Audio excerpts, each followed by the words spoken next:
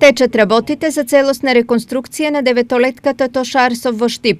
Денеска градоначалникот Благој Бочварски заедно со директорката на училиштето Фросина Маџарова и раководителот на секторот за образование и јавни дејности Илер Билјана Казанџиска извршија увид во работните активности.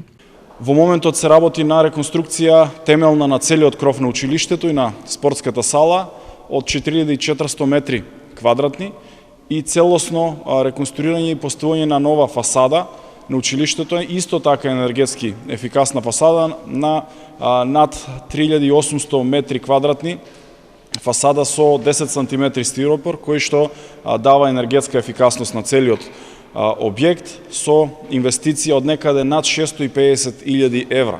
Јас се надевам дека учебната година ќе започне во термин кој што ќе го предаде Министерството за образование и Комисијата за здравство, така да ќе се придржуваме, се изработуваат протоколите.